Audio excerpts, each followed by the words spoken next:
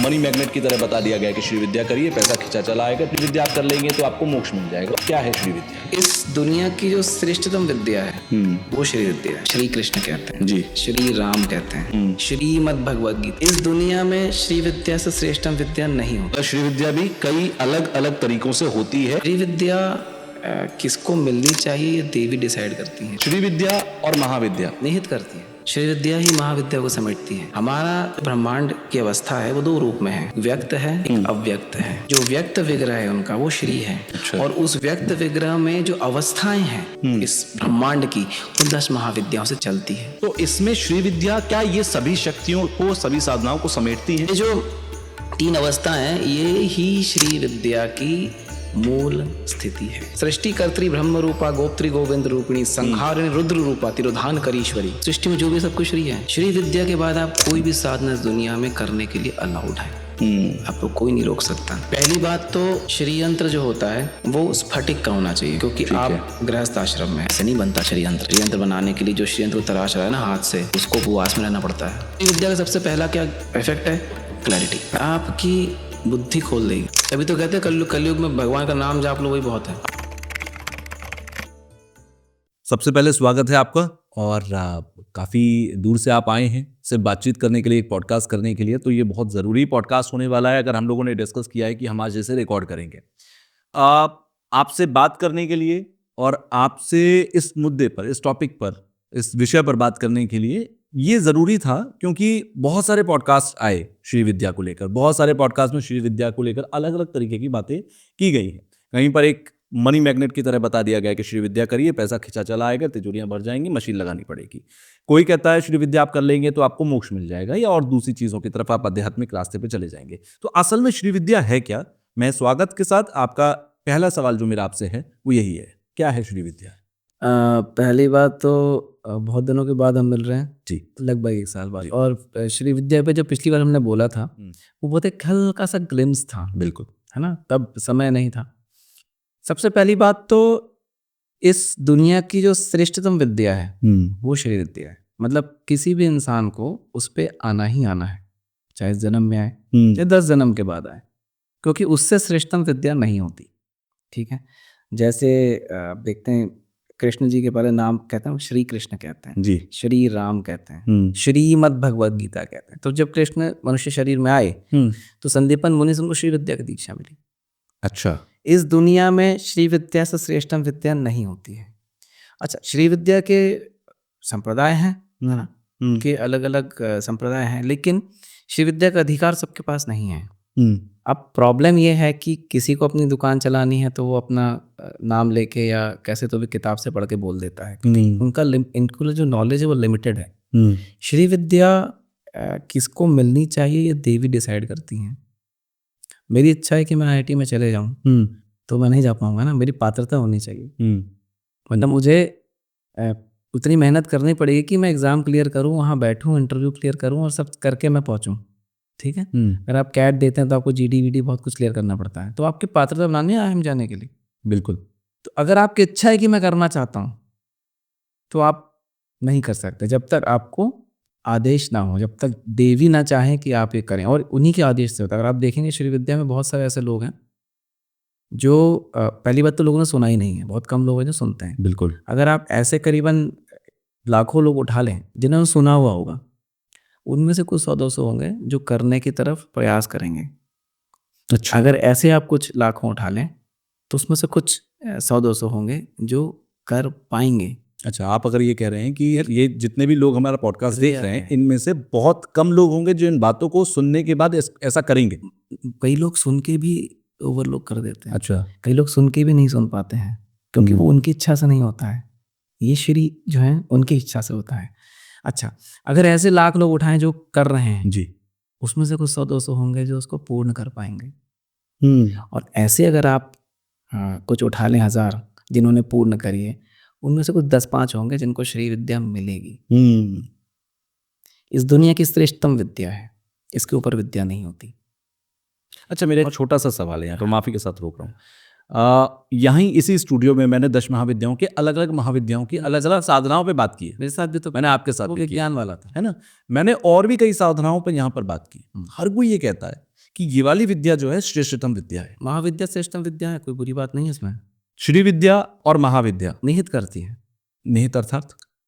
श्री विद्या ही महाविद्या को समेटती है। अच्छा। श्री जो है वही तो 10 महाविद्याओं में अपने आप को व्यक्त करती हैं। हमारे जो ब्रह्मांड की अवस्था है वो 2 रूप में है, एक व्यक्त है, एक अव्यक्त है। जो अव्यक्त है वो महात्रिपुर सुंदरी की अवस्था है, मूल अवस्था है। जो व्यक्त विग्रह है उनका वो श्री है। अच्छा। और उस व्यक्त विग्रह में जो अवस्थाएं हैं इस ब्रह्मांड की, वो 10 महाविद्याओं से चलती है। उसके पीछे का जो निमित्त है, उसके पीछे का जो कार्य, कला काष्ठादि रूपेण परिणाम प्रदायनी, जो परिणाम है, जो जगत है, जिसको प्रदान करती हैं कला और काष्ठा से। अच्छा। वो कौन है? शक्ति ही तो है।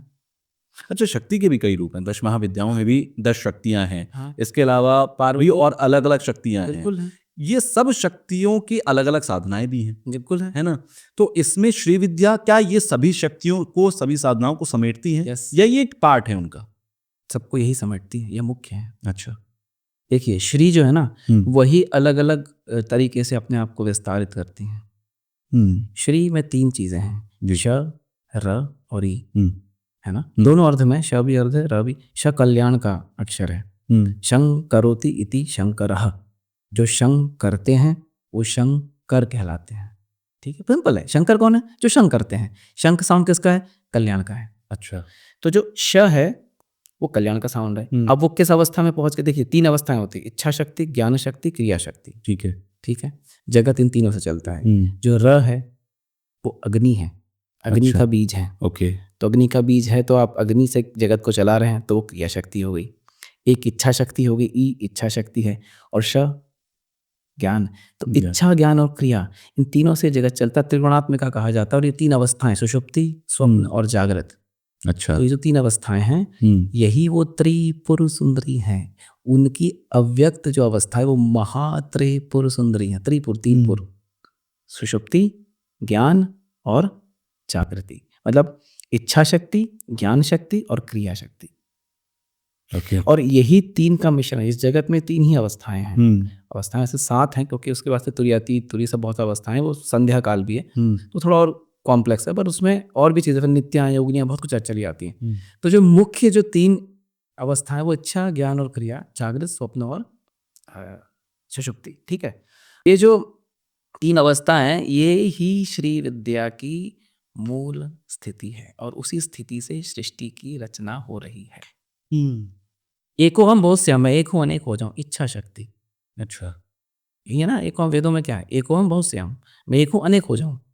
तो जब कुछ नहीं था, शून्य था, स्पंदन हुआ, स्पंदन, और पहले स्पंदन से नाद उत्पन्न हुआ, नाद से प्रकृति। मैंने मात्रिकाओं पे पहले बात की थी पिछले पॉडकास्ट में।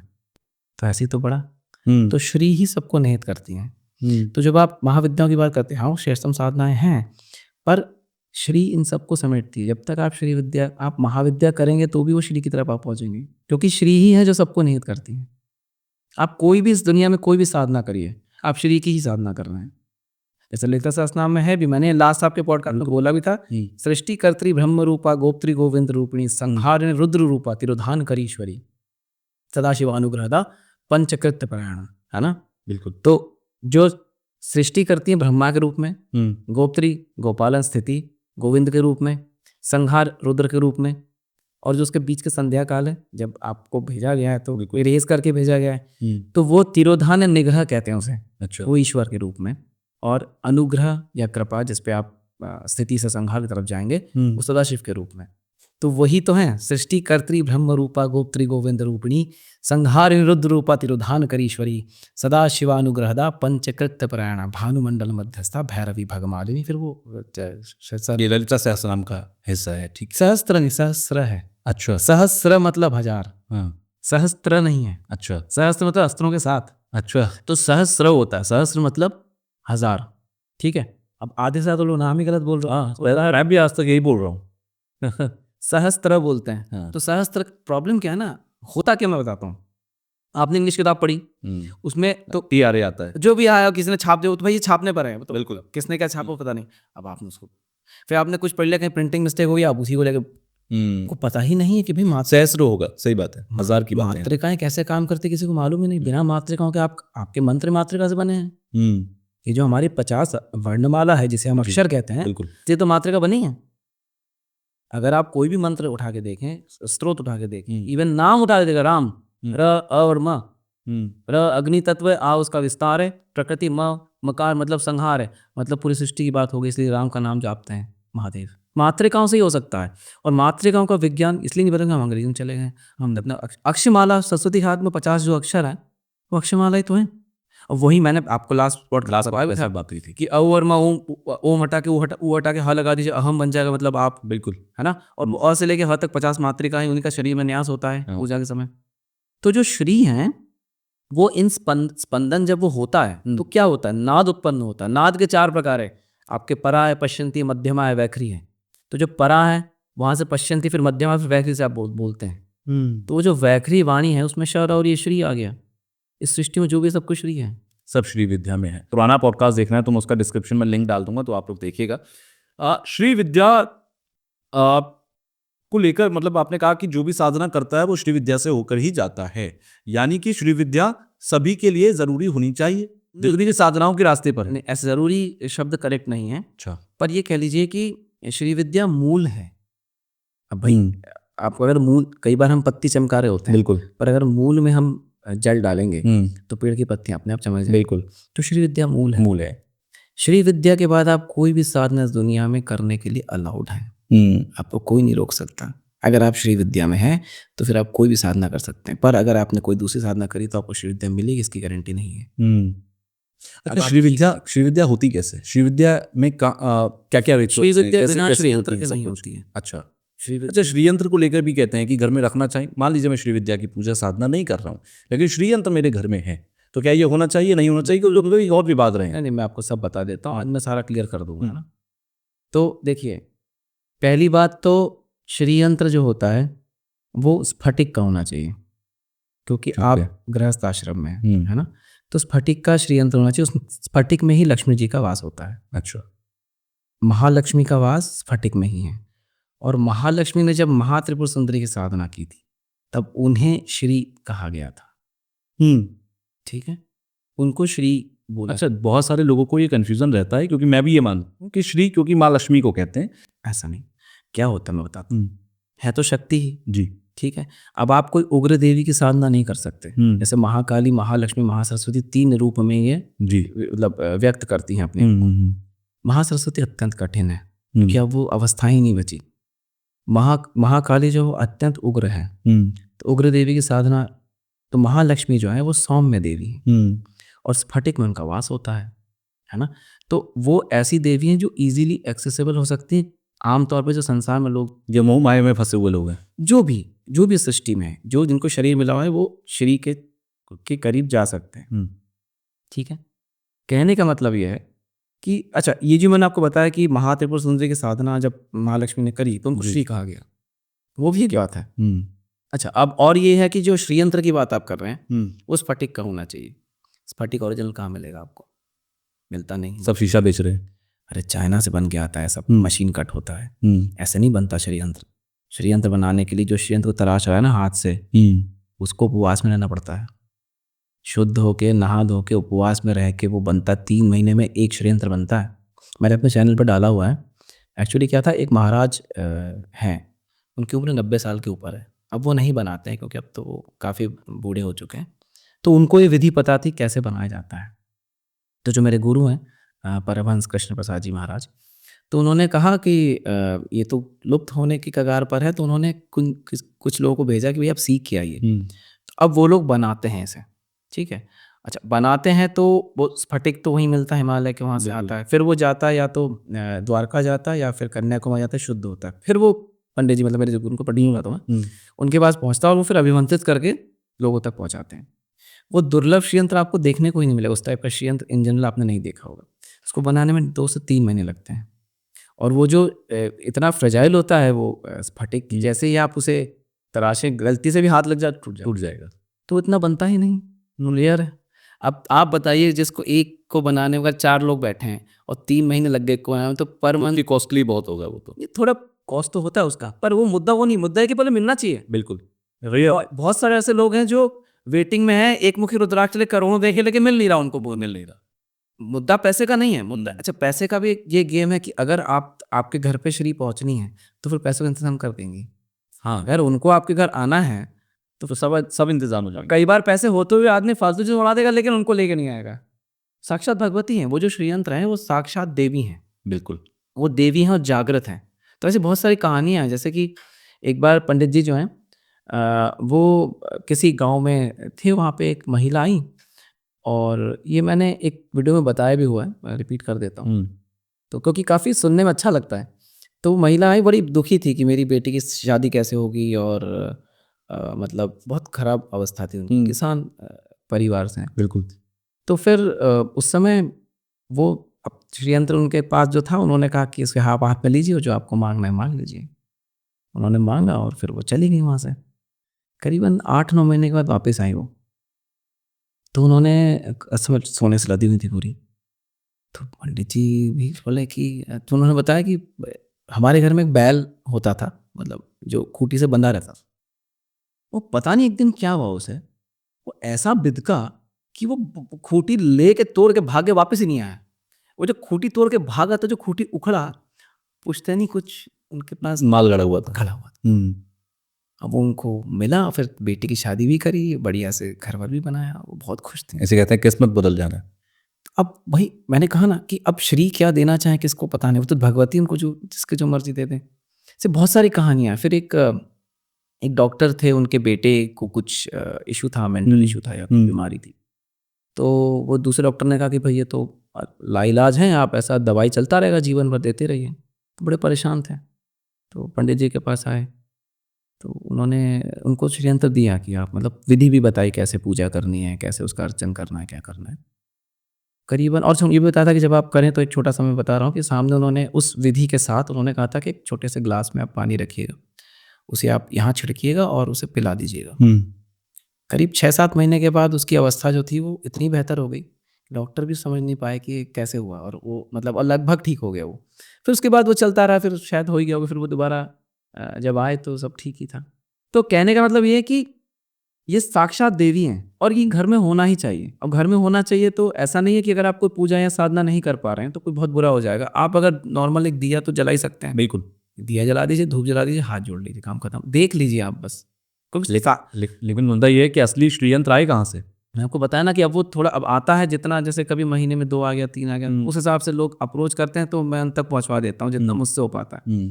पर ये ऐसा नहीं कि कोई फैक्ट्री नहीं है कि मतलब बल्क में चल रहा है। बिल्कुल, क्योंकि वो पहली बात तो स्फटिक ओरिजिनल मिलना मुश्किल है, दूसरा उस विधि से श्रीयंत्र से मशीन कट से नहीं बनाना चाहिए, वो श्रीयंत्र किसी काम का नहीं है। अच्छा, खाली श्रीयंत्र काम नहीं चलता, ये भी लोगों को नहीं पता है। श्रीयंत्र है वो आपके नाम और गौत्र से अभिमंत्रित होना चाहिए, खाली श्रीयंत्र काम नहीं चलेगा। हमको श्रीयंत्र गौ है ना, उसमें तो उस अभिमंत्रित तो करना पड़ेगा। उसमें शायद तो शक्ति का मानने से होगा, जैसे मूर्तियों में प्राण प्रतिष्ठा की जाती है, उसको आपके नाम और गौत्र से अभिमंत्रित करना होगा। पहला, जिस आसन पे आप बैठे हैं उसको आपके नाम और गौत्र से अभिमंत्रित करना होगा, तभी तो आइसोलेट होगा ना। आप दुनिया से कैसे कटेंगे फिर, अगर आप बाकी जगहों से उसको मिला मिल। बिल्कुल।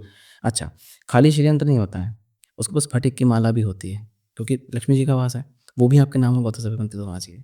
आप उन पे जो अर्चन कर रहे हैं, जो चढ़ा रहे हैं, वो भी आपके नाम और गौत्र से अभिमंत्रित होना चाहिए। फिर आप उसे अपने भंडार में मिला सकते हैं, फिर वो एक बार हो गया अपने नाम और गौत्र से अभिमंत्रित, तो फिर आप उसे अर्चन कर सकते हैं। फिर उसकी विधि होती है, और भी चीज़ें होती है, मतलब मैं शॉर्ट में बता रहा हूँ। फिर उसकी अलग अलग विधि होती है। फिर कैसे ललिता सहस्त्रनाम को करना है, ललिता सहस्त्रनाम लोग ऐसे ही पढ़ते चले जाते हैं, ऐसा नहीं करना चाहिए, वो वर्जित है, वो उसकी विधि नहीं है।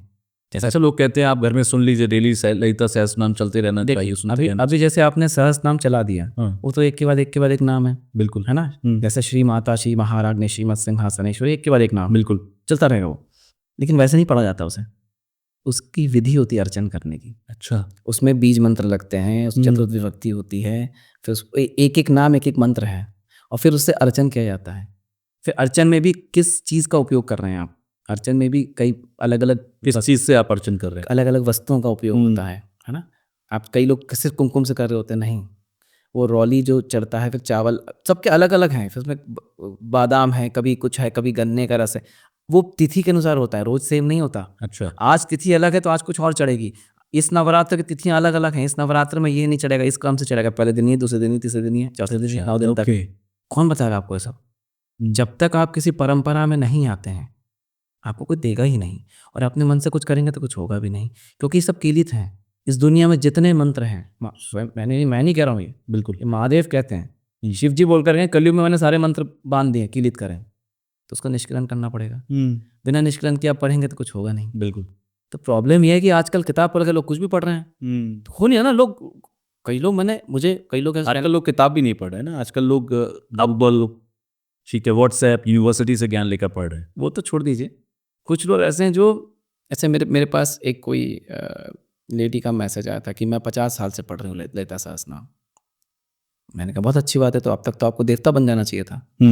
अगर आप 50 साल से ललिता सहस्त्रनाम की विधिवत पूजा करें तो आप तो देवता बन चुके हैं। बिल्कुल, उसकी तो सभी ऊर्जाएं आपके अंदर है। आप देवता बन चुके हैं साक्षात। आप मनुष्यों ने रहते हुए देव जमीन में पहुंच चुके हैं, पर वो अभी भी उलझी हुई हैं। मेरी गाय भाग गई, मेरा ये नहीं मिल रहा। तो इसका मतलब आप बात समझिए, सारी चीज़ें कीलित हैं, जब तक उनका निष्कलन नहीं होगा तब तक आप उनको पढ़ के भी कुछ नहीं कर पाएंगे। भगवान के शरण में जाने में दिक्कत नहीं, आप जा रहे हैं मंदिर में हाथ जोड़ दिया जा रहा है, बहुत अच्छी बात है, वो करना भी चाहिए। बिल्कुल, क्योंकि वहीं से मार्गदर्शन मिलेगा। पर आप कुछ अगर करना चाहते हैं अपनी तरफ से घर में बैठ के कोई साधना, तो वो विधिवत है ना, किसी गुरु के सानिध्य में, जिन्होंने साक्षात दर्शन किए हों उनके सानिध्य में, किताब पढ़ के बताने वालों के नहीं, जिसके खुद के एक्सपीरियंसेस हो। हाँ, अब जैसे मैं कभी कभी पंडित से पूछता हूँ कि आप कुछ बताते क्यों नहीं ऐसे बैठ के, तो कहते हैं कि कौन कहता है आपको ऐसे बताना चाहिए। तो मैंने कहा कि मैं सुना है, देखा है, टीवी में तो देखते हैं हम लोग ऐसे सबकी गुरु बैठ के ऐसे सबको बता रहे। कहते हैं अगर अच्छा मैं ही अगर आपको सब बता दूं तो मतलब किताब पढ़ के तो मैं कुछ भी बोल सकता हूँ, तो फिर क्या काम का।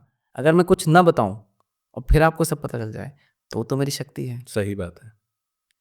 तब मेरे को लगा यार ये बात तो उन्होंने ऐसे ही कर दी कि मतलब उसका जवाब नहीं मेरे पास, क्योंकि उनका ही कहना था कि ज्ञान आपके अंदर अपने आप उठना चाहिए और उस ज्ञान को उदित करने के लिए इतनी शक्ति होनी चाहिए सामने वाले में कि वो आपको ऐसी चीज़ें दे कि आपका हो जाए। हो नहीं रहा लोगों का, क्यों? देने वाले के भी पास ना अथॉरिटी है, बिना अधिकार के आप श्री विद्या नहीं दे सकते। अच्छा, अगर आपको अधिकार है देने का तभी आप दे सकते हैं। वो श्री ही बताती हैं किसको देना है किसको नहीं। ऐसे एक बहुत अच्छा इंसिडेंट है, मेरे पास एक बंदा आया, मेल किया था उसने, तो नाम मैं किसी का भी नहीं बताऊंगा, बस खाली इंसिडेंट बता रहा हूँ। तो उसने कहा कि वो मतलब ऐसा भैया भैया बोला, उसने कहा भैया बहुत दिनों से मैं कोई भैरव नाम का जाप कर रहा हूँ, तो कुछ समझ नहीं आ रहा, कुछ ऐसा हो नहीं रहा है। तो मैंने कहा आप किसके अंडर में काम कर रहे हैं, मतलब किसी ने आपको बोला ऐसा करने के लिए? नहीं भैया वो ग्रुप बने हुए हैं। तो मैं उसमें मैंने कहा ग्रुप बने हैं? मैंने कहा भाई भैरव का भोग तो बड़ा खतरनाक होता है, ऐसा कोई लगा नहीं सकता। अगर भैरव गलती से आपके सामने खड़े होकर आप भोग नहीं लगा पाएंगे तो आप ही को लेकर निकल लेंगे वो। ऐसा नहीं होता भैरव के भी नाम। और भैरव का पहले देवी की साधना होती है, उसके बाद भैरव की साधना होती है। पहले भैरव की साधना नहीं होती, क्योंकि आप संभाल ही नहीं पाएंगे, आप खत्म हो जाएंगे। सिर्फ एकमात्र देवी है जिनके ऑर्डर को भैरव मानेंगे, किसी की बात को नहीं मानेंगे। वो उनके रक्षक है ना, वो बिल्कुल गेट कीपर है उनके, तो उन्हीं का आदेश मानेंगे और किसी का नहीं मानेंगे। तो पहले देवी की फिर उनकी। अच्छा, देवी में भी फिर क्रम होता है, वो अलग, वो उसके कौन से भैरव है वो अलग विषय है, वो अलग विषय नहीं, वो अलग है। अच्छा, वो अलग बात है। वो शिव और शक्ति वाली बात है ना, वो शक्तिपीठ में जो भैरव होते हैं वो अलग बात है। अच्छा। पर जो भैरव हैं वो शक्ति के रक्षक हैं, मतलब वो गेट कीपर हैं। शक्ति का झंडा कौन लेके चलते हैं? हनुमान जी। जी। हनुमान जी के अलावा इस शक्ति किसी के पास नहीं है कि वो काली का झंडा पकड़े, है ना। वही उद्घोष करते हैं कि काली यारी हट जाओ रास्ते से, मेरी जिम्मेदारी नहीं इसके बाद। तो वो शक्ति उनके पास है, झंडा वो उनका पकड़ते हैं शक्ति का। फिर भैरव हैं रक्षक, फिर गण हैं, नित्याएं हैं, है ना, योगिनियां हैं। वो तो प्राइम मिनिस्टर थोड़ी अकेला आता है, बिल्कुल, वो तो पूरा कार लगाता है। हाँ, तो बंदा आया, मैंने कहा भाई कौन है जो आपको ये सब ऐसे बता रहे? नहीं भाई वो ग्रुप बना हुआ है, हम लोग उसमें नाम जाप करते हैं। मैंने कहा नाम जाप करते हैं, किस आधार पे करते हैं और कहाँ पे बैठ के करते हैं, किस आसन पे, आपके कवच कहाँ है उसका? तो कहता भैया ऐसा, तो मैंने कहा भैया ऐसा है मामला, अब आप मेरे पास आए हैं तो मैं आपको तो वही बताऊंगा जो सत्य है, बाकी दुनिया में क्या चलो उससे लेना देना नहीं है ना। मैं आपकी बात कराता हूँ पंडित जी से, मतलब मेरे गुरु से। तो अब हुआ ये कि बात की उन्होंने और 7 दिन के अंदर उसका आसन भी पहुंच गया, माला भी पहुंच गई, उसको साधना दे दी महाविद्या की। तो मैंने पंडित जी से कहा पंडित जी इतनी जल्दी तो मैंने किसी को देते हुए देखा नहीं, आप ऐसे? उन्होंने कहा कि नहीं, आदेश था। अच्छा, स्वयं भगवती का आदेश था कि इसको मिलना चाहिए तुरंत। रास्ते खुद बन जाते हैं जब भगवती को पहुंचना हो। और अब उसकी जो भी अब जर्नी है वो उसकी जर्नी। अच्छा, एक आम जिंदगी के अंदर, क्योंकि लोगों का ये मानना होता है कि भाई श्री विद्या की साधना हो गई या दश महाविद्या की साधना हो गई, ये सारी चीजें उन लोगों के लिए हैं जो एक उम्र में आ गए हैं या एक रास्ता उन्होंने चुन लिया है साधनाओं का। ये आम नौकरी पे जाने वाले लड़के जो हैं, 20 से 25 साल की उम्र के लोग हैं, मैं हूं या और जो लोग हैं, क्या हर एक की आम जिंदगी के अंदर जो एक नौकरी के पीछे भाग रहा एक शख्स है, एक पैसे के पीछे भाग रहा शख्स है, एक लग्जरी के पीछे भाग रहा शख्स है, क्या ये उन लोगों के लिए प्रोमिनेंट है या ये जरूरी है, या वो उनकी जो चीजें हैं जो वो चाहते हैं लाइफ में वो इससे मिलती है? देखिए, अब मैं आपको दो तीन चीज़ें बताता हूँ, आपको एक क्लियर हो जाएगा डाउट। सबसे पहले तो जो आमतौर पे भागने वाले लोग हैं, उनके साथ क्या इशू है? टाइम का इशू है। कितना समय नहीं है, बिल्कुल। है ना? अब मैं आपको एक इंसिडेंट सुनाता हूँ, आपको टाइम का अंतर समझ में आ जाए। एक बार क्या हुआ कि एक इंसान बहुत दिनों से ना कोई मंत्र की साधना कर रहा था, मतलब जप रहा था, लाखों, 1.25 लाख, 4.5 लाख, है ना, 9 लाख जप रहा है, कुछ हुआ नहीं। किसी गुरु के पास पहुंचा, बहुत हाथ पैर जोड़े कि कृपया दे दीजिए, कृपया दे दीजिए। पहले तो वो दे नहीं रहे थे, फिर वो बहुत विनती करने, उन्होंने कहा चलिए ठीक है, काम करिए, इसी मंत्र की आप एक माला पढ़ लीजिए। तो सोचा यार, मैं 9 लाख जपा, कुछ हुआ नहीं, एक माला बोल रहे हैं। तो कहता कि गुरुजी मैं 100 माला कर लूं? तो कहते हैं हाँ कर लीजिए। कहता अरे यार, मैं से 9 लाख 10 लाख पढ़ा, कुछ हुआ नहीं, 100 माला पढ़ने को बोल रहे हैं। अच्छा गुरुजी मैं 1000 माला पढ़ लूं? हमने कहा पढ़ लीजिए। फिर उसने कहा यार 1000 माला पढ़ने पे भी मान गए, ये मतलब मैं जो कह रहा हूँ मान जा रहे हैं, तो कम लगता है। अच्छा मैं 10,000 माला पढ़ लूं? हमने कहा हाँ, पढ़ लो। मैंने कहा अब नहीं बोलता सर, बोलूंगा बोला नहीं, हमने कहा मंत्र जागृत हो गया, अनुभव हो गया, आया तो चरणों में गिरा, ऐसा ऐसा। उन्होंने कहा मैं तुम्हें बेदखल करता हूँ, अब तुम मेरे अंडर सेशन नहीं है, वो सारी शक्तियाँ वापस ले ली। उसने कहा कि हमारी परंपरा में एक माला काफ़ी थी, सदियों से हमारे जो गुरुओं की मेहनत रही है, एक माला यही आदेश था देवी का, तुमने तोड़ दिया उस आदेश को। एक माला पढ़ते तो तुम्हारा काम हो जाता, है ना? अब आगे की परंपरा में ये दूषित हो गया तो तुम्हें निकाला जा रहा है। तो जो स्ट्रॉन्ग परंपराएं होती हैं, अब कई लोग लाखों लाखों तक जपते हैं पर मंत्र जागृत नहीं होते, क्योंकि वो किसी परंपरा से जुड़े वहीं हैं। कई बार जुड़े होते तो भी नहीं होते, अच्छा। परमिशन नहीं होती। मैंने कहा ना, अधिकार सबके पास नहीं है। तो जो स्ट्रॉन्ग परंपराएं होती हैं ना, उसमें तो एक माला तो क्या एक बार बोल देंगे तो काम हो जाएगा। भाई एक हथौड़ा है, उससे आप दीवार पे कील ठोक रहे हैं, हथौड़ा बड़ा मजबूत सा, एक बार माला ठका, कील अंदर। बिल्कुल। सोने का हथौड़ा लाइए, टक टक टक टक मारते रहिए, कील ठोकेगी नहीं। 100 सुनार की एक लोहार की। आपने बोल दी वही बात जो मैंने एक्सप्लेन करी। बिल्कुल। तो कहने का अर्थ ये है कि जहाँ पे शक्तियाँ हैं वहाँ पे लाखों लाखों पढ़ने की आवश्यकता नहीं है, टाइम का बंदोबस्त हो गया आपका। अगर आप किसी स्ट्रॉन्ग परंपरा में हैं और आपके पास दिन में समय नहीं है और स्ट्रॉन्ग परंपरा से आपको कोई चीज़ मिली हुई, तो एक माला काफ़ी होती है। एक माला पढ़ने में कितना टाइम लगता है? 10 मिनट, 5 मिनट, उतना तो आप वो रील देखने में गुजार देते होंगे दिन में। तो सबको सरल साधनाएं करनी ही चाहिए। इसीलिए मैं क्यों ये क्योंकि टाइम वाला बड़ा कॉन्सेप्ट, मेरे बहुत बड़ा कॉन्सेप्ट। अब बहुत सारे लोग ये लगता है मेरे चैनल पे भी जो आते हैं वो लिखते हैं कि ऐसा हम भी करना चाहते हैं, पर तो उनके कारण ही फिर मैंने एक छोटा सा ऐसा सेगमेंट शुरू किया है जो श्री विद्या की ओर जाना चाहते हैं, जो श्री विद्या की ओर बढ़ना चाहते हैं, उनको मैं सरल सरल विधियाँ दे रहा हूँ। सिंपल सिंपल विधियाँ, सिंपल सिंपल विधि से आगे बढ़ते रहिए। श्री विद्या बहुत आगे का विषय है, बहुत आगे का विषय है। तो वो धीरे धीरे धीरे आप उस रास्ते पर जाने के तरीके। तो मैंने वो उनको देता रहता हूँ, वो लोग मेंबर्स एज ए मेंबर्स जुड़े हुए हैं, सेशंस में आते हैं, उनको मैं बताता हूँ। फिर इंडिविजुअली, अब तो मेंबर में कॉमन सेशन नहीं जाते, अब तो इंडिविजुअल जाते हैं कि आपको ये करना, आपका क्रम ये है, आपको इन इन चीज़ों से अर्चन करना है, क्योंकि आपका अलग होता, सबका अलग अलग होता है ना, सबकी ग्रोथ कैसे उसके हिसाब से। फिर अभी तो बहुत सारे ऐसे लोग हैं जो काफ़ी महीनों से अभी तक उनको ललिता सहस्त्रनाम नहीं मिला है, क्योंकि तैयार नहीं हो, है ना। क्योंकि क्या है, अगर आपने थोड़ा सा भी गलत पढ़ा। अच्छा एक चीज़ और है, ललिता सहस्त्रनाम जिन किताबों में भी आप देखते हैं मार्केट में, सब मिस प्रिंटिंग है, एक भी ठीक नहीं है। मैंने कम से कम 25 से 28 किताबें देखी हैं, सब में मिस प्रिंट है। किसी में ये नाम गलत, किसी में वो नाम गलत, किसी एक भी 100% करेक्ट नहीं है। अब आप सबको मिलाने बैठेंगे ना तो आप पगला जाएंगे, क्योंकि आपको पता नहीं ना कॉन्सेप्ट, चतुर्थ विभक्ति क्या होती है, आपको वही कॉन्सेप्ट नहीं पता, खाली नाम से नहीं काम चलेगा ना।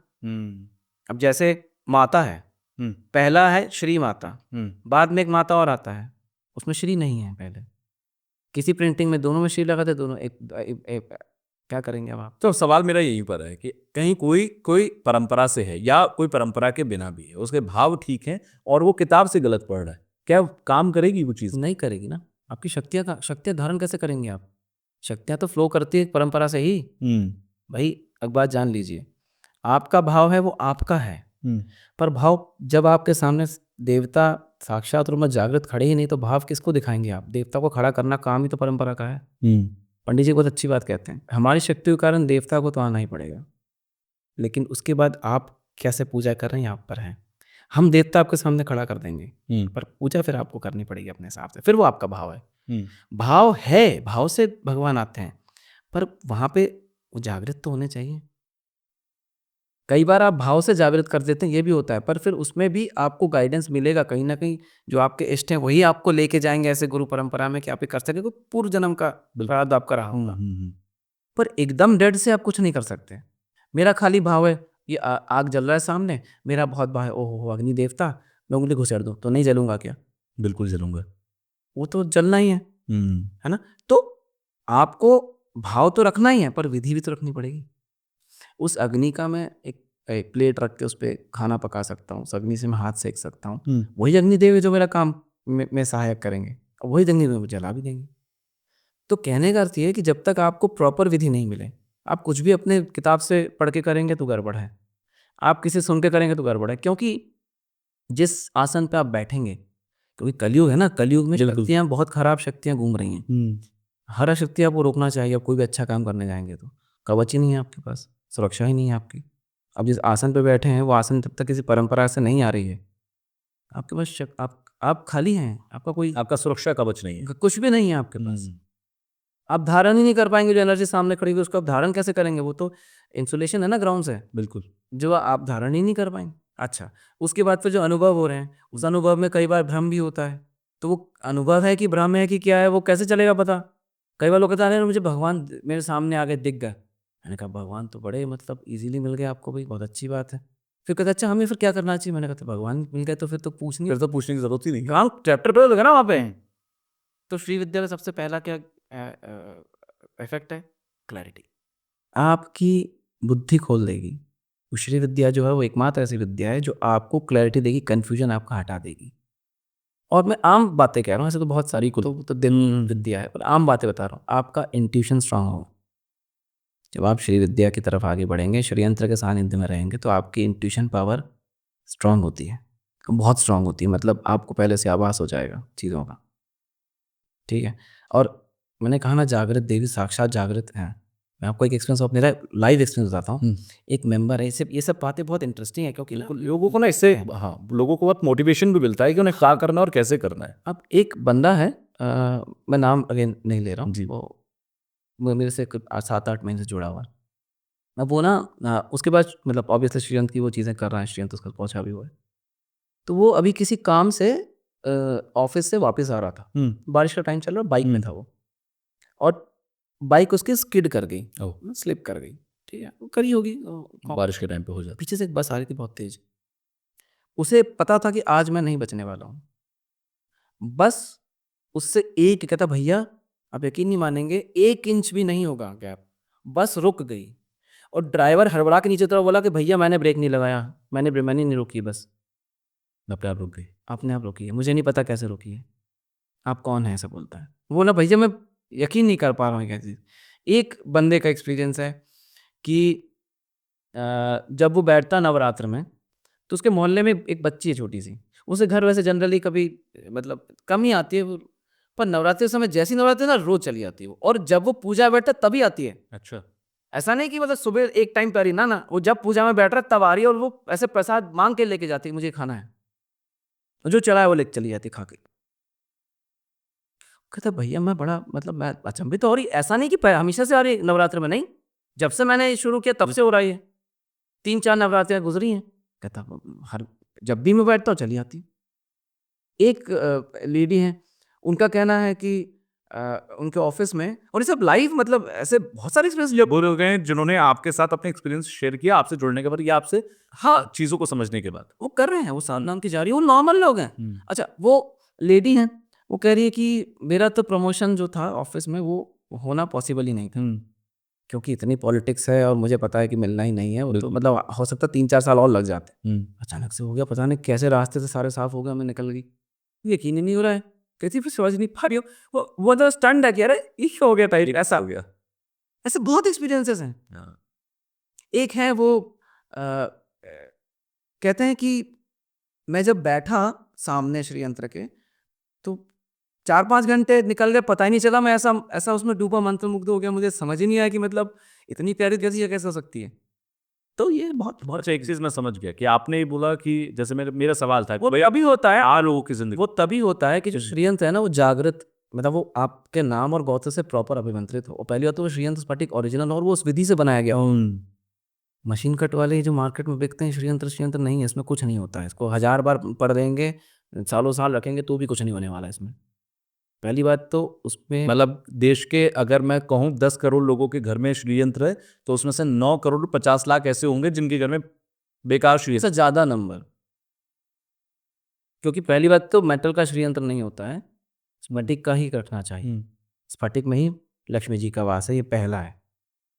दूसरा, अच्छा क्या है, देखिए जो सन्यासी होते हैं जी, उनका अलग विधि है, जो गृहस्थ होते हैं उनकी अलग विधि बिल्कुल। है ना, विधि तो सेम नहीं होती है। तो आप मिक्स कैसे कर लें, किताबों में जो लिखा है उसको पढ़ के एज इट इज उतार देंगे तो गड़बड़ है, बिल्कुल। वही तो हो रहा है ना। अच्छा, अभिमंत्रण जो करते हैं आप, खाली पढ़ लेने से 4 मंत्र अभिमंत्रण नहीं होता ना, देवी साक्षात खड़ी होती हैं सामने, अपने हाथों से देके जाती हैं श्रीयंत्र कि अभी अभिमंत्रित हो चुके।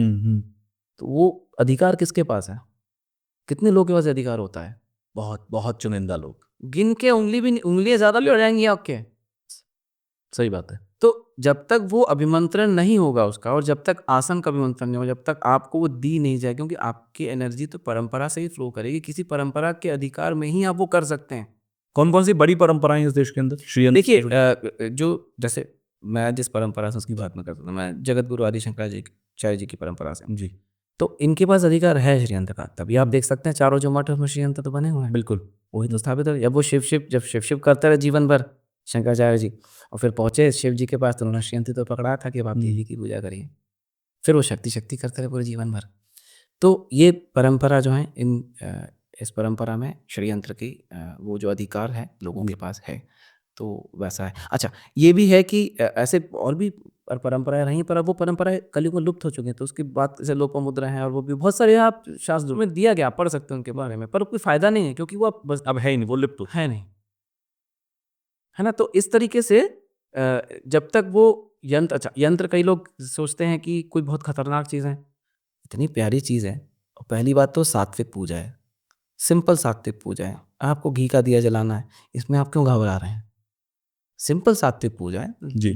घी का दिया जलाया आपने, एक धूप जलाया और काम। एक्चुअली मुझे लगता है इस देश के अंदर पूजा पाठ जब आप बोलोगे तो लोगों को लगता है कि आसान चीज है, जब आप बोलो कि साधना करनी है तो क्या बात तो है, बदल जाता है, उसका सेंस चला जाता साधना का मतलब क्या है। है, जो साध ले, बस जो अपने आप को साध ले, बहुत सही कहा आपने, जो अपने आप को साध ले वही साधना है। तो जब आप उस 2 मिनट के लिए बैठे हैं, तो आप साध के ही तो बैठे हैं अपने आप को, फिर आपके सामने जागृत अवस्था में देवी उपस्थित हैं, आपको मांगिए। तांबे पर भी उकेरा हुआ श्रीयंत्र मार्केट में मिलता है।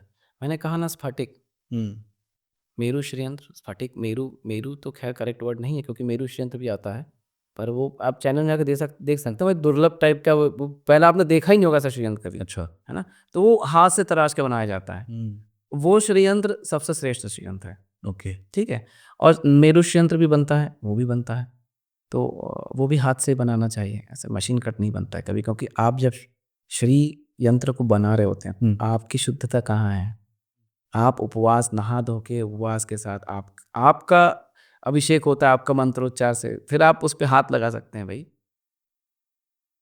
और वो कोई पर्सनली ला के देता है पंडित जी को, वैसे नहीं आ जाता अपने आप, वो कोई ला के देता है, क्योंकि वो फिर उसको संजो के लाना भी तो पड़ता है, वो ओपन है, वो भी लॉक नहीं हुआ आपके नाम और गोत्र से। जब तक वो लॉक नहीं होगा उसमें कोई भी वास कर सकता है, शक्ति सब शक्ति तो है दुनिया में, शक्ति ही है। तो वो आपके नाम और गोत्र से उसको लॉक करना पड़ेगा, तब जाके वो काम करेगा। ये सब बातें हैं। अच्छा, फिर जैसे लोग सोचते हैं कि कोई बहुत डरते इस बात से, पता नहीं क्या, आप अगर उन्हें देखते भी हैं डेली, आप उन्हें हाथ में लेके सिंपल हाथ में रख के अपनी मनोकामना भी बोलते हैं तो वो भी पूर्ण होती है। पर ऐसा नहीं मनोकामना बोल दिया जाके सो गए। हाँ। आपको अपना पुरुषार्थ तो करना पड़ेगा। ये नहीं, आप ये नहीं बोल सकते कि नहीं नहीं मुझे अभी 10,000 रुपए चाहिए और जाके आगे सो गए तो अपने उसे बाहर रखे हुए वो आपका मार्ग सुलभ करेंगी, हम्म। पर मेहनत आपको करनी पड़ेगी। पर वो जो सपोर्ट सिस्टम है आपके कर्मों का फल आपको मिल जाएगा। मिल जाएगा। पर सपोर्ट सिस्टम जो है उसमें देवी जो है वो उनकी कृपा बनी रहेगी। तो वो जागृत हैं, साक्षात देवी हैं। इनको घर पर मंदिर के अंदर लोग रखते हैं, तो रखने के भी कोई खास तरीके होते हैं? आप सिंपल मंदिर में स्वच्छता से रखें उनको। आप जैसे मैं जब विधियां बताता हूँ तो सब चीज़ें बताता हूँ कि कैसे उनको नहलाना है, कैसे अभिषेक करना है, कैसे अर्चन करना है ना। कई बार लोग रोज नहीं कर पाते हैं तो फ्राइडे टू फ्राइडे कर सकते हैं, कैसे करना है। फिर उसमें विधि में भी चेंज हो जाता है 1 महीने में कि अच्छा अभी ये नहीं करना, अब आपको ये करना है। ऐसे करते करते करते करते जब आप बढ़ते हैं तो आपको स्वतः ही चीज़ें मिलती चली जाती हैं, पता चलती चली जाती हैं। ऐसे ही होता है। और खाली ये नहीं, आप उसमें जैसे सहस्रनाम, ललिता सहस्रनाम की विधि भी आती है जी। उसमें बाला की भी पूजा होती है, बाला सुंदरी जौन की पूजा होती है, त्रिपुर भैरवी की पूजा होती है, बगलामुखी की पूजा होती है, बहुत सारी पूजाएं होती है। वो सब सात्विक रूप में ही हो सकती है, क्योंकि जितनी भी देवियां हैं चाहे वो महाविद्याएं ही क्यों ना हो, उनकी पूजा सात्विक रूप से ही की जाती है।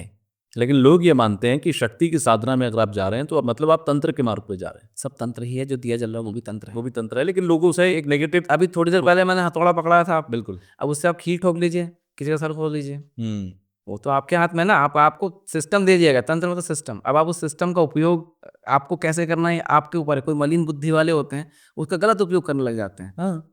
तो वो अलग विषय है। मैं कह रहा हूँ कि जो भी देवी की साधना करनी चाहिए या आप करते हैं वो हमेशा आपको सात्विक रूप में ही करनी चाहिए। अगर आप उसे गलत तरीके से या किसी ऐसे मार्ग से करते हैं तो फिर आपका अंत बहुत बुरा होगा। क्योंकि वो देवी को, देखिए क्या होता है, ये प्रकृति, अब कलयुग है, कलयुग में ना प्रोसेसेस चेंज रहे हैं। जो सतयुग की प्रोसेसेस थी वो अब यहाँ नहीं चल सकती हैं, परिस्थितियां अलग। अब सतयुग में एक साधना 500 साल लोग करते थे, बैठ को उम्र ही नहीं 500 साल की, अब कहाँ से करेंगे। आधे से ज़्यादा मंत्र कीलित हैं, खोले ही नहीं, कैसे करेंगे। कुछ स्तोत्र तो परमानेंटली बैन हो चुके हैं कलयुग में, आप पढ़ ही नहीं सकते उसे। देवता भी नहीं पढ़ सकते, आप कहाँ से पढ़ेंगे। देवताओं के लिए बैन हो गई है भाई, इंसान कौन होते हैं। और उसकी वजह है वो कलयुग में बैन है उसका। जैसे कि त्रिशती को नहीं पढ़ा जाता, वो बैन है। अच्छा। उसको आप नहीं पढ़ सकते। अच्छा, मैंने एक बता दिया, जैसे बहुत सारे हैं। तो क्या होता है कि जो पद्धति वहाँ लिखी गई सतयुग में उसको आप फॉलो कर रहे हैं, उसका काम नहीं चलेगा। प्रॉब्लम ये है कि अभी जो युग है वो आप जी रहे हैं, उसका मैनुअल नहीं बना है। मैनुअल तो उसका बनेगा ना जो हो चुका है। मैनुअल इन द सेंस कि भाई जो हुआ वो लोगों ने लिख दिया, अब आप उसे पढ़ के यहाँ फॉलो कर रहे हैं। पर यहाँ जो आप कर रहे हैं वो विधि वहाँ से मैच नहीं करती है। आपका शरीर वैसा नहीं है, आपकी परिस्थितियाँ, शक्तियाँ वैसी नहीं हैं, कुछ भी वैसा नहीं है। शुद्ध चीज़ें नहीं मिल रही। आपको घी आप जलाएंगे दिया, आधे से ज़्यादा मार्केट में जितना घी मिलता है सब नकली है, बिल्कुल है ही। जैसे मेरा जो घी आता है वो मेरे वहाँ पे एक बढ़िया सा बंदा, बड़ा ऑनेस्ट बंदा, अपने जो खुद खाता है वही गायों को खिलाता है। ड्राई फ्रूट खुद खाता है, गाय को भी खिलाता है। वो मेरे लिए निकाल के देता है, कहता है भैया 32 लीटर दूध लगता है 1 किलो घी बनाने। बिल्कुल। अच्छा अगर मलाई निकले तो, वरना 35-40 भी लग सकता है। अब आप खुद बताइए 32 लीटर दूध कितने का आता है गाय का, वो भी बहुत क्लास गिर गाय है। बिल्कुल। 500 में मिल सकता है, 1000 में मिल सकता है, 1500 में मिल सकता है, 2000 में मिल सकता है, बिल्कुल नहीं मिल सकता। कैसे बिक रहा है। अब वो ऐसा करता है। अब यही देखिए, यही बात फिर मैंने कहा यार ये तो फिर लोगों तक पहुंचना चाहिए। मैंने कहा भाई, कहता भैया मैं पूरे महीने में अगर सब 2-4 गाय एक्स्ट्रा ला के भी निकालूं तो मैं 4-5 किलो ही निकाल पाऊंगा। 1-2 किलो मैं ले लेता हूँ, 2-3 किलो बचता है। कभी बोलता है भैया आज इस बार 2 किलो बच गया, कभी इस बार बोलता 3 किलो बच गया। तो अगर कोई मांगता है तो मैं चलो उसको कॉन्टैक्ट करा के उससे दिलवा देता हूँ। पर वो कमर्शियलाइज नहीं कर सकते भाई। आप शुद्ध घी इतने किलो 100-100 किलो में नहीं बना सकते, वो नहीं बन सकता। तो ये एक बात है, शुद्धता नहीं रही। आप सामान जो ले रहे हैं वो शुद्ध नहीं है, तो भगवान की पूजा आप कैसे करेंगे। जिस आसन पे बैठे वो ऊन ही नहीं है, सिंथेटिक, तो भी कैसे करेंगे। अरे शुद्धता ही नहीं। आप जिस कपड़े को बैठे सूती नहीं है, वो बिल्कुल कॉटन नहीं है, पता नहीं क्या पॉलिस्टर वगैरह पहन के बैठे हैं, कैसे करेंगे। वो शुद्ध नहीं है। आप जो माला पहने उसमें जो चीजें लगी ना वो शुद्ध नहीं है। अभी मंत्र नहीं है उन माला का ठीक से, शुद्ध नहीं तो कैसे होगा भाई। जो जीवित वस्तु उसी में तो प्राणों का संचार होगा। अब हमें रुद्राक्ष पहना है, अब वो रुद्राक्ष जीवित नहीं है, प्लास्टिक का बना है, कैसे करें। अच्छा, तभी लोग कहते हैं कि इतने सारे नियमों में पढ़ने से अच्छा है कि ना किया जाए। तभी तो कहते हैं कलयुग में भगवान का नाम जाप लो वही बहुत है। उतना ही लोग नहीं करते हैं भाई। कोई भी मुझसे पूछता, मैं सिंपल कहता हूँ, आप भगवान की शरण में चले जाइए, आपको कुछ नहीं करना है, एक सिंपल मंदिर में जाइए, जो आपके इष्ट हैं, जो भी आपके इष्ट हैं उनके पास चले जाइए, अब उन्हीं से बोलिए भाई हमें मार्ग दिखा दीजिए। आप जाइए, अपनी उपस्थिति लगाइए, दिया जलाइए, सिंपल है ना। अगर वही आपके इष्ट हुए तो फिर तो बहुत बढ़िया, नहीं हुए तो जिनकी तरफ आपका झुकाव है वो आपको अपने इष्ट की तरफ अपने आप ले जाएंगे, जो आपके इष्ट हैं उनके पास ले जाके वो खड़ा कर देंगे। कई लोग होते हैं जो पहले किसी की पूजा कर रहे थे, अब बाद में कहीं और। बिल्कुल। वो अपने आप ले जाते हैं आपको।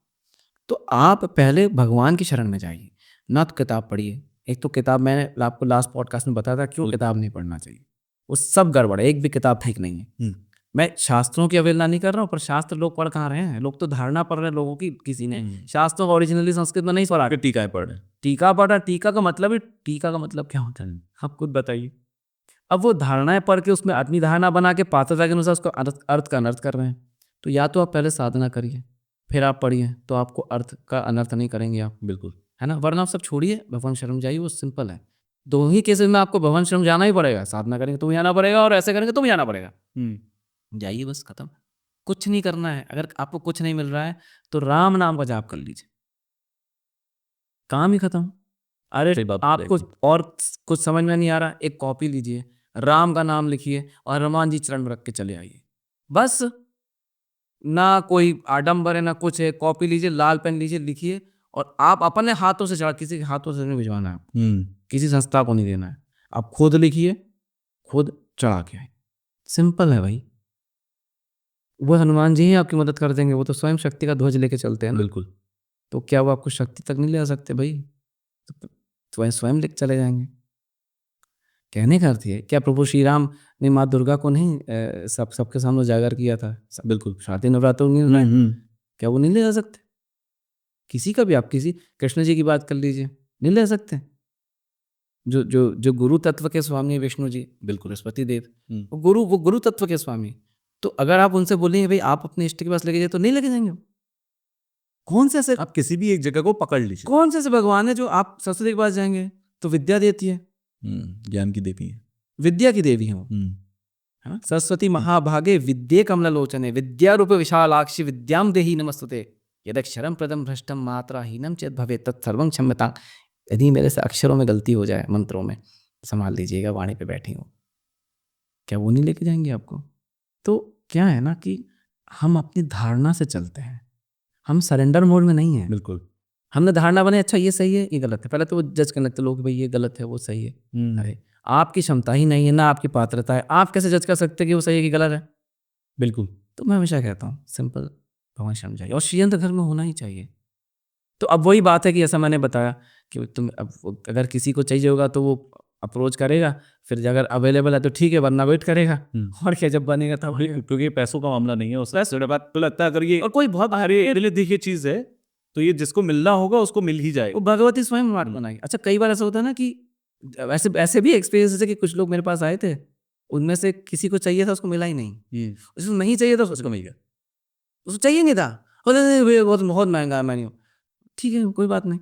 अब वो ऐसी कुछ घटना घटित हुई, पता नहीं उसको क्या, मेरी किसी बात में, भैया मुझे, वो पहुंच गया, उसके पास पहुंच गया, जिसके पास पहुंचना है उसके पास पहुंच ही जाएगा, बस आप लाइन में लगे रहिए। आपको तो अपना प्रयास तो करना पड़ेगा ना भाई, भगवान तो सर्वत्र है, आपको देखने की क्षमता डेवलप करनी पड़ेगी ना। फिर अच्छा, मेरा एक आखिरी सवाल आपसे ये है कि आपकी लाइफ में क्या चेंजेस आए?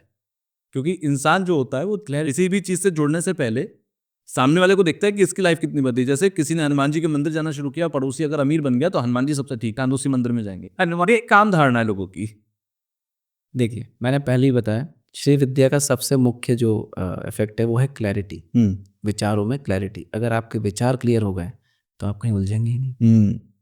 सारा खेल ही विचारों का है, आपको उलझा किसने रखा है? अपने ही विचारों ने। बिल्कुल, मैं ये कह लूं कि मैं वो कर लूं, आप वो तो हैं ही, प्लस ये सही है गलत, करूं कि नहीं करूं, जो कंफ्यूजन है, जिसे आप कंफ्यूजन कहते हैं, वो खत्म हो जाए, द्वंद, वो क्लैरिटी के साथ खत्म होगा। तो क्लैरिटी पहली इसकी सबसे बड़ी अचीवमेंट होती है। दूसरी क्या होती है? इंट्यूशन। जैसे मैंने बताया कि आपको आभास होगा, आपको पता है कि नहीं ये अब अरे पुराने ज़माने में कोई दूरबीन तो था नहीं, या कोई टेलीस्कोप तो था नहीं, बिल्कुल, तो उन्होंने नक्षत्र कैसे देखे? ये जो पत्तियां में विज्ञान ढूंढा उन्होंने आयुर्वेद का, तो कोई माइक्रोस्कोप तो था नहीं। Clarity, insight, intuitions. एक पत्ती पे हाथ रखिए, पूरा ज्ञान उसी के अंदर मिल जाएगा, आपको कुछ नहीं करना पड़ेगा। और ये सब इन्हीं साधनाओं और इन्हीं मंत्रों की वजह से हुआ। होता ही है। अगर आप, मैंने कहा ना, अगर आप विधिवत तरीके से आगे बढ़ेंगे तो फिर तो आपको कोई रोक ही नहीं सकता। इस सृष्टि में सब कुछ प्राप्त हो सकता है, बशर्ते उसकी विधि सही होनी चाहिए। अच्छा, एक और बहुत अच्छी बात है कि भगवान सरलता से नहीं मिलते, पर सरल हो जाने पे मिल जाते हैं। मैंने पहले भी आपको बात बिल्कुल। भगवान सहजता से नहीं मिलते, पर सहज हो जाने पे मिल जाते हैं। तो सहज तो हुई है पहले, और सहज होने का सबसे बड़ा एस्पेक्ट यही होता है कि आप कैलकुलेट करना बंद कर दीजिए, क्या सही क्या गलत, कैसे होगा कैसे नहीं होगा, अब हमें क्या मिलेगा। अरे मिलेगा कुमारी गोली भाई। मैं आपको अपने लाइफ का एक्सपीरियंस बता रहा हूँ। जी। मैं नास्तिक था, मैं तो पूजा भी नहीं करता था, कुछ नहीं करता था।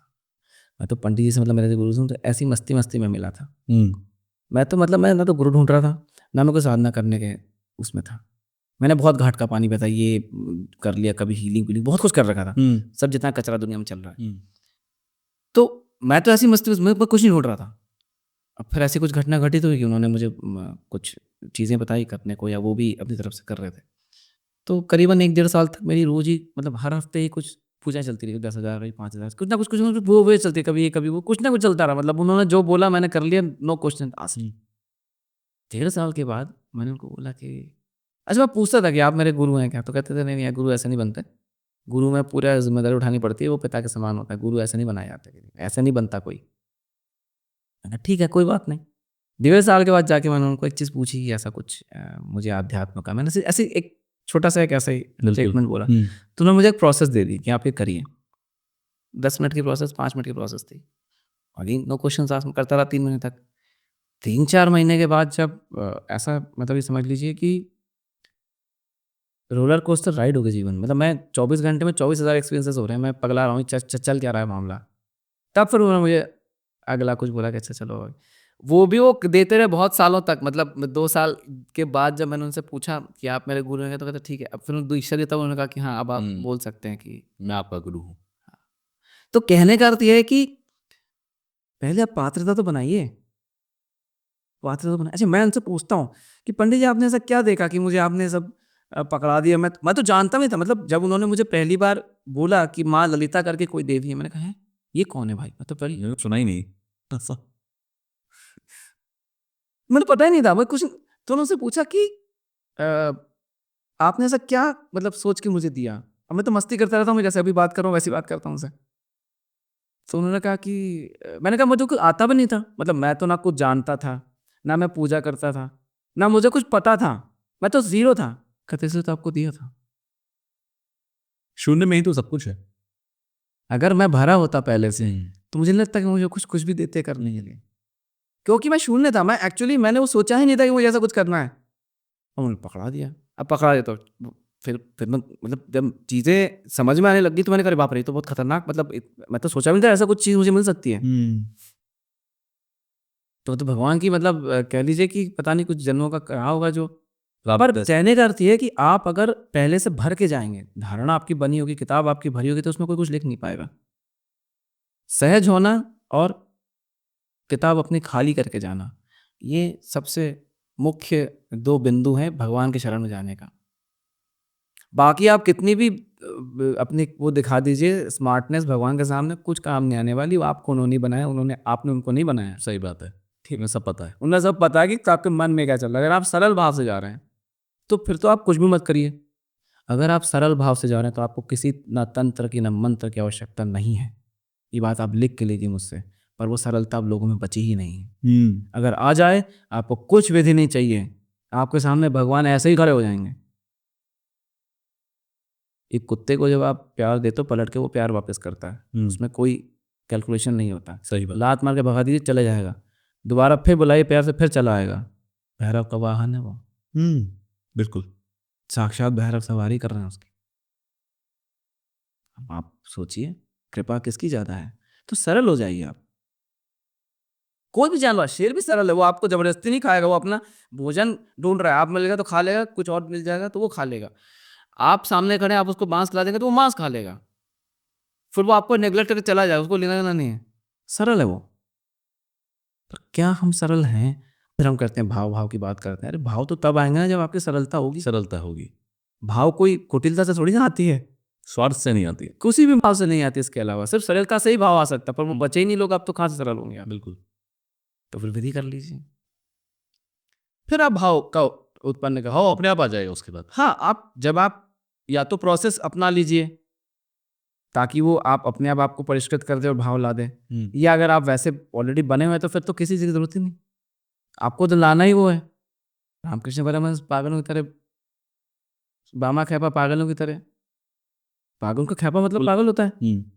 तो वो तो इतने सिंपल थे कि वो तो मतलब कुछ उनको कोई फर्क ही ना पड़ रहा है किसी चीज़ से, बच्चे की तरह रहते थे, छोटे से बच्चे की तरह। बिल्कुल, यानी कि सरल होने से काम बन सकता है। बिल्कुल। तो श्री साधना पे हमने बहुत अच्छी चर्चा आज की है। आई होप लोगों को समझ में भी आई है, और बहुत सारे लेंस लोगों को श्रीयंत्र घर में रखना चाहिए पर अभिमंत्रित करवा के। तो जो ऐसे हैं वो, अब मैंने कहा कि वो तो लिमिटेड बनते हैं, जब बनेंगे तब आपको मिल सकता है। ये बहुत सारे मिथ हैं, क्योंकि श्रीयंत्र तो आप अमेजोन से जाके खरीद लीजिए, अरे वो सभी वेबसाइट पे जाके ले लीजिए, और आप पड़ोस की दुकान पे भी जाके ले सकते हैं कहीं मिलता हो। फिलहाल बहुत अच्छा पॉडकास्ट था, धन्यवाद आने के लिए। हमने श्री विद्या पे बहुत अच्छी बातें करी हैं। बहुत जो हमारा मोटिव है वो ये है कि भाई लोगों को सही चीज़ें समझ में आनी चाहिए। लोगों का सही चीज़ पता हो, आप मेरे ना बात है, लोगों का नुकसान नहीं होना चाहिए। अभी लोग क्या कर रहे हैं, अभी लोग इधर उधर से इकट्ठा करके भ्रमित होकर अपना नुकसान कर रहे हैं। नुकसान तो पैसों का नहीं है, नुकसान समय का, श्रद्धा और आस्था का भी है। पैसे वैसे नहीं है, समय है। समय, पैसे तो आपका है भी नहीं। और श्रद्धा के भी है, जिस श्रद्धा के साथ वो एक शीशे के श्रीयंत्र को पूज रहा हो, फिर कह रहा कुछ हुआ नहीं, वो होगा भी कैसे? अगर आप ओरिजिनल यंत्र पे बैठे ही नहीं तो फिर आप किस आधार पे भगवान को गाली दे रहे हैं भाई? अच्छा, एक और चीज़ है, जो आपने पैसों की बात करी थी, बहुत अच्छी बात उन्होंने मुझे एक बार पहले मंडी जी ने बताई थी कि ये जो धन है वो आपका है ही नहीं, वो विष्णु जी का है। सृष्टि में जितना भी धन है वो उनका है, आपका तो है ही नहीं। आप तो टेम्पररी कस्टोडियन है। लक्ष्मी जी कहाँ रहती हैं? भगवान विष्णु के पास। तो वो सारा धन किसका है? भगवान विष्णु का। तो आप उस पर क्या आधिपत्य जता रहे हैं? लेके तो जाते नहीं, साथ में ना लेके आते हैं। यही इसी सृष्टि में रहता है, यही इसी धरती पे गड़ा जाता है, यहीं पे पड़ा रहता है। आप सिर्फ टेम्पररी कस्टोडियन है, तो उसका अधिकार जमाना उस पर बंद करिए। अगर आपको लग रहा है कि आपका पैसा जा रहा है तो आपका पैसा नहीं जा रहा है, वो विष्णु जी। एक मेरे दोस्त, उसने बड़ी अच्छी बात कही थी कि विष्णु जी ने विष्णु जी को विष्णु की किया और विष्णु जी अंदर चले गए। विश्वनाथ ने बोतल को खोलकर पानी को पिया और पानी अंदर चला गया, है ना? बिल्कुल, सब कुछ यहीं का ही है। हाँ, तो स्थिति के देवता है ना, तो ये धन आपका है ही नहीं, तो धन की तो बात ही नहीं है। वहां पर आपके इच्छा शक्ति की बात है, आपके प्रारब्ध की बात है, आपके कर्मों की बात है कि आप उस चीज को कितना सीरियसली लेकर देवी को आमंत्रित कर रहे हैं कि नहीं घर पे। देवी भी अपनी मर्जी से ही आती है, अगर उनको नहीं आना होगा तो आपसे आमंत्रित करवाएंगे भी नहीं। बहुत सारे लोग हैं जो, मैं ऐसे लोग जानता हूँ जो करोड़ों दे के वेट कर, उनको श्रीयंत्र नहीं मिलता है, ओरिजिनल वाला नहीं मिलता है, मिलता ही नहीं, अलाउड परमिशन ही नहीं मिलता। I agree. जिसके पास जाना होगा उसके ही रास्ते बनेंगे, उसी को ही प्रेरणा भी आएगी कि मुझे लेना है, अदरवाइज आएगी भी नहीं। ऐसे बहुत सारे लोग हैं जो मेल करते हैं तो उनसे पहले प्रश्न होता है कि हमें श्रीयंत्र हमें। अच्छा, कुछ लोग कहते हैं हम श्रीयंत्र को खरीद सकते हैं। मैंने कहा आप देवी को खरीदेंगे? कोई कहते हैं हम उन्हें घर लाना चाहते हैं, कैसे लाएं बताइए, क्या भाव है? वो तैयार हो क्या आए हैं भाई? बिल्कुल, पहले ही कह रहे हैं हम देवी को घर लाना चाहते हैं, बताइए क्या करें? तो देवी नहीं जाएंगे उनके घर पे कभी? बिल्कुल। अब वो कोई कह रहा मुझे कितने में मिलेगा, खरीदना है बताइए। अरे आप खरीद लेंगे क्या? है हमारी हैसियत कि हम खरीद पाए इस चीज़ को? धन है किसका बताइए? विष्णु जी का। बिल्कुल, तो सृष्टि आएगा भी वहीं से। आप कौन है खरीदने वाले?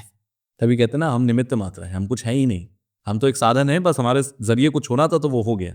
ऐसा ही है। चलिए, धन्यवाद, आप आए स्टूडियो में और हमने श्री विद्या पे बहुत अच्छी अच्छी बात की है, और आप काफी भावुक भी नजर आ रहे हैं आखिरी की बात पे कहते कहते। नहीं, वो सत्य है, सत्य है। इस सृष्टि में सारा धन विष्णु जी का है और देवी अपनी मर्जी से आती हैं और अपनी मर्जी से आती हैं, आपके कंट्रोल में नहीं है। आप उन्हें कंट्रोल नहीं कर सकते, पर आप उनका सम्मान कर सकते हैं, है ना? आप जैसे हम होस्ट होते हैं ना, बिल्कुल कोई आता है, आप उनका सम्मान करते हुए उनकी पूजा कर सकते हैं। आप उनका उचित सम्मान करते हुए उनको अपने घर में स्थान देकर उनकी रेगुलर पूजा कर सकते हैं। आप अपनी साधना, उनकी कृपा ले सकते हैं, वो आप कर सकते हैं। और हर किसी को करना भी चाहिए, जो भी इस मार्ग पर आना चाहता है, जो भी देवी को घर लाना चाहता है। तो चलिए, धन्यवाद, बहुत अच्छा लगा आप इस स्टूडियो में आए। और क्योंकि श्री विद्या पे बातचीत करना बहुत ज़रूरी इसलिए भी है क्योंकि बहुत सारे पॉडकास्ट हैं, सब में अलग अलग अलग अलग तरीके की बातें हैं, तो लोगों को क्लैरिटी रहनी चाहिए। हम कोई रास्ता नहीं बता रहे, हम ये बता रहे हैं कौन से रास्ते सही हो सकते हैं। तो आखिर में आप कुछ कहना चाहें हमारे दर्शकों को? तो कुछ please। नहीं, बस आप लोग सिंपल मार्ग से आगे बढ़ते रहिए। और जैसा कि अगर कोई चाहता है कि श्री विद्या बहुत आगे का विषय है, श्री विद्या बहुत आगे का विषय है, पर उसके लिए पात्रता बनाने के लिए ही मैंने कुछ सिंपल प्रोसेसेस लोगों को देना प्रारंभ, तो उसमें लोग जुड़ के अपनी तरफ अपनी जर्नी चालू कर सकते हैं। पर श्री यंत्र का घर में होना आवश्यक है। श्री विद्या के लिए श्री यंत्र मस्ट है। श्री यंत्र से ही श्री विद्या की जर्नी शुरू होती है, बिना श्री यंत्र के श्री विद्या नहीं होती। और आप किसी भी भगवती या देवी को घर में ला रहे हैं तो उसे सम्मान के साथ लाइए और दिमाग में डाउट मत रखिए, क्योंकि अगर आप डाउट रखेंगे तो पहली सीढ़ी आप हार चुके हैं, है ना। बस यही है, आप सब आनंदित रहिए और आनंद लेते रहिए जीवन का, क्योंकि सृष्टि में आनंद लेने का ही मतलब ये जो श्री विद्या है, भोग और मोक्ष की विद्या है। इसमें यही को भोग के साथ मोक्ष है, एकमात्र ऐसी विद्या है जिसमें भोग भी है और मोक्ष भी है। यत्र मैंने चैनल पे दिया हुआ, लंबा नहीं करते पॉडकास्ट, जाके देख सकते, मैंने दिया हुआ डिटेल में श्री विद्या पर कि वो क्यों भोग और मोक्ष की विद्या है ना। तो समय आपका निकल जाएगा, इसलिए मैं इसको शॉर्ट कर रहा हूँ। आप वहाँ जाके देख सकते हैं, जो भी ऑडियंस हो। बिल्कुल। चलिए फिर। चलिए, धन्यवाद।